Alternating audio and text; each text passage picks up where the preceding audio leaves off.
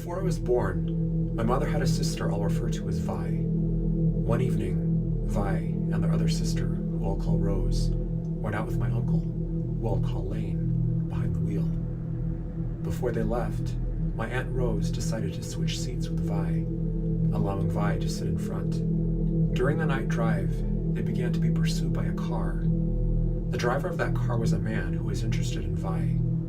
He was showing off, driving fast and recklessly, speeding up just behind them, then slowing down, speeding up in front of them, then slowing down. The pursuit turned deadly when Lane swerved to avoid the man, causing a horrific rollover.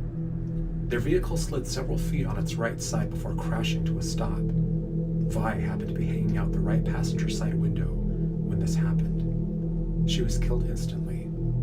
When police arrived, my uncle and Aunt Rose had freed themselves from the vehicle. Vi was not in the car.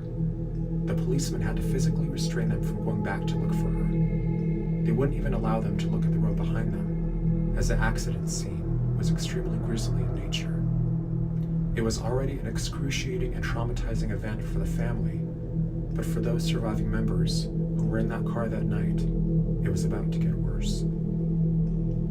Lane harbored a great deal of guilt over the incident and was so traumatized that he could not even attend Vi's funeral. That evening, he was working in his garage when he saw Vi walking by. In shock, he raced to the phone and called Rose. She asked him what Vi looked like. He told her she appeared to be alive and had a nice new dress on. My aunt asked what the dress looked like. He described it to her. It was the one she had been buried in. For months afterward, she would appear to Lane and Rose, always in the same dress. Rose would be woken up at 2 every morning by the sound of the toilet flushing. It was an hour Vi would often be awake. Another unsettling thing which began to happen was that if the family left the house, making sure to turn off all the lights before leaving, when returning home in the evening, they would find all the lights blazing. Or worse, only the light from Vi's bedroom would be on. When driving together, her spirit also had the power to confuse them, so that when attempting to return home, they kept losing their way and becoming lost. One night, Vi appeared to my Aunt Rose in her dream time. She was furious that they had switched seats at the last minute and blamed Rose for her death.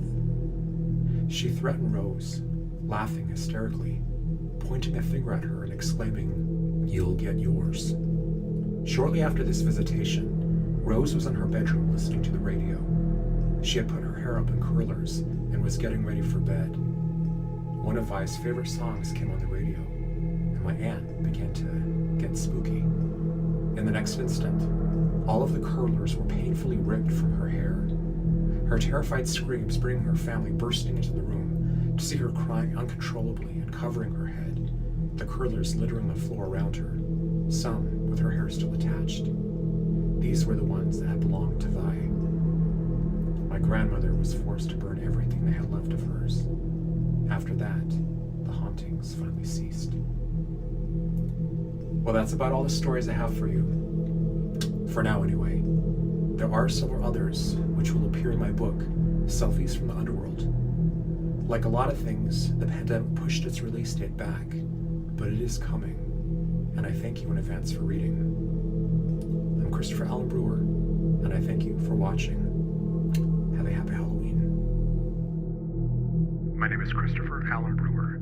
I've appeared on several supernatural programs. You can follow me on Facebook through the Future Ghost page and my website, thespiritchasers.com. Thank you for watching.